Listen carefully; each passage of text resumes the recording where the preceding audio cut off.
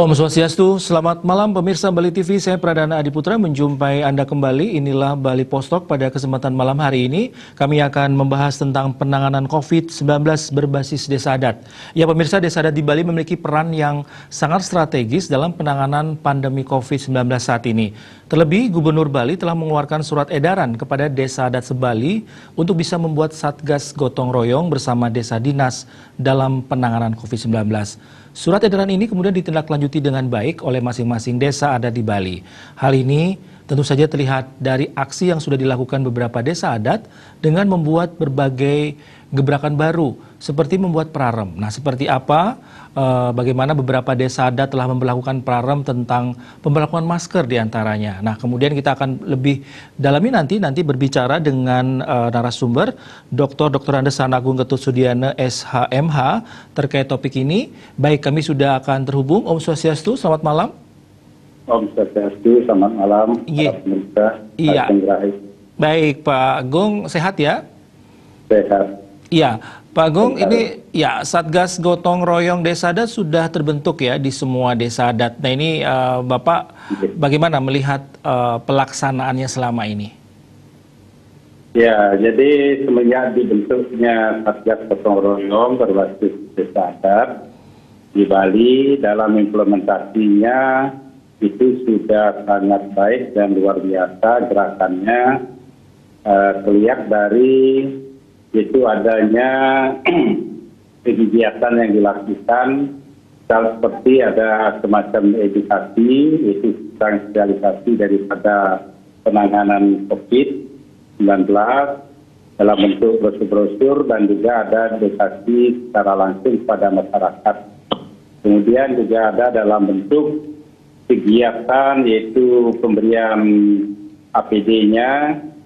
Lalu juga ada kegiatan dalam bentuk yaitu bagaimana Satgas Gotong Royong ini untuk melakukan satu bantuan-bantuan kepada masyarakat yang terpapar COVID-19.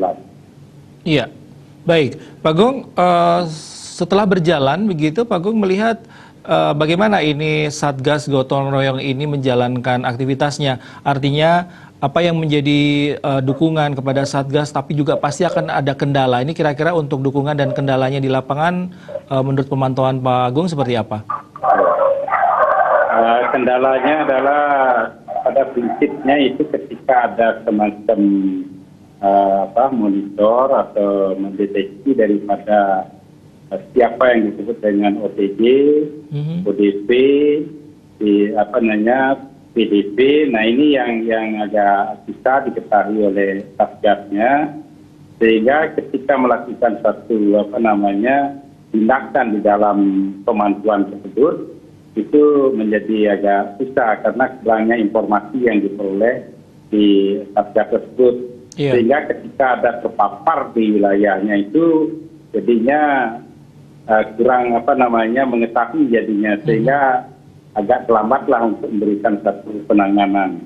Nah itu yang sedikit sekali. Iya. Ini untuk dukungan dari masyarakat untuk Satgas seperti apa sudah Pak Agung melihat? Kalau dukungannya itu sudah luar biasa karena ada semacam swadaya secara gotong royong yang dibangun di dalam Satgas itu, terutama di dalam memberikan satu bantuan-bantuan dalam bentuk baik itu APD, kemudian APD-nya maupun logistiknya. Jadi itu ada semacam sumbangan-sumbangan sukarela yang dilakukan oleh masyarakat.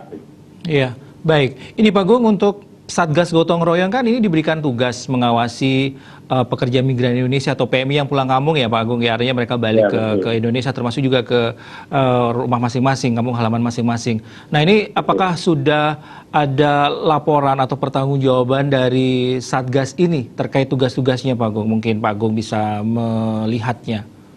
Iya, banyak saya ketahui bahwa dari tugas Satgas dalam pengawasan terhadap PMI ini sudah itu. Jadi saya selaku Majelis Desa Adat di Kota Denpasar itu sering diberikan semacam bentuk laporannya berapa mereka itu menerima PMI, di mana dia akan diberikan karantina, kalau sekarang istilahnya diberikan rumah tinggal, Nah, sehingga dia sudah mengetahui jadi berapa dia menerima daripada PMI itu. Iya. Baik, ini kemudian seperti apa? Artinya kan anggota Satgas ini perlu koordinasi selain pemantauan. Artinya untuk bisa membekali mereka untuk lebih sigap lagi, lebih respon lagi terkait dengan perkembangan atau pandemi COVID-19 seperti apa yang Pak Agung lihat? Ya, koordinasinya itu sudah sangat baik. Itu pertama adalah koordinasi ketika misalnya dia akan melakukan pemantauan, tentunya di sini adalah dia mencari informasi dulu dari terutama dinas kesehatan. Iya. Untuk dia tahu dari misalnya PMI berapa yang memang akan diterima di daerahnya masing-masing. Yang tentunya di sini adalah seperti keputusan daripada Pak Gubernur dalam pembagian kewenangan penerimaan PMI, pertama kalau misalnya positif diterima di provinsi, kalau yang negatif diterima di tingkat kabupaten kota. Nah, jadi itu koordinasinya sudah sangat baik. Kemudian dari aspek juga koordinasi dengan di tingkat bawah, yaitu bersama dengan kelurahan, Probekel, kemudian camat. Itu juga dilakukan oleh desa adat di sini, dalam arti di sini penghuni desa adatnya. Iya, baik. Ini kemudian kalau untuk spesifik ke Majelis Desa Adatnya sendiri seperti apa Pak Agung koordinasinya? Artinya kan ini juga harus ada update informasi yang juga harus dibekali kepada mereka atau juga informasi kepada MDA itu seperti apa selama ini Pak Agung? Ya, secara struktur untuk di Majelis Desa Adat itu adalah dimasukkan di dalam kepengurusan daripada Satgas Gotong Royong itu adalah sebagai pelindung. Iya.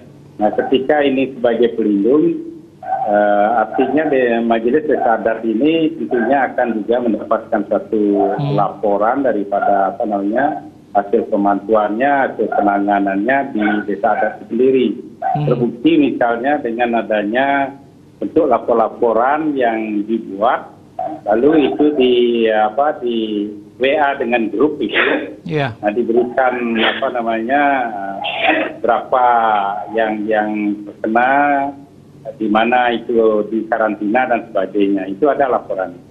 Baik, ini kemudian ada sejumlah desa adat Pak Agung membagikan sembako begitu ya kepada masyarakat yang terdampak. Nah ini bagaimana ini MDA sejauh ini mengetahui dan kalau melihat dari apa yang dilakukan beberapa desa adat ini sebetulnya sudahkah efektif begitu ya untuk membantu masyarakat yang terdampak? Ya, secara aturan di sini memang desa adat di Bali itu sudah diberikan anggaran dana alokasi oleh Provinsi Bali dalam bentuk APBD-nya itu dengan dana 50 juta yang dipakai sebagai program belanja itu dilakukan dalam bentuk APD juga dalam bentuk logistik. Nah, itu yang sudah dilaksanakan oleh desa adat dan sekarang ini nampaknya diberikan lagi semacam tambahan lagi 100 juta kepada desa adat untuk nanti dipakai juga sebagai penyediaan APD dan terutama nanti juga ditujukan untuk penyediaan logistik. Nah, jadi dari penyediaan logistik itu di sini di samping nanti dari anggaran itu yang diperoleh secara swadaya, desa adat itu sudah sebenarnya melakukan dalam bentuk itu dari swadaya berupa anggaran-anggaran yang diperoleh dari desa adatnya seperti dari LPD-nya, kemudian juga dari masyarakat yang atau pramo desa adat yang mampu.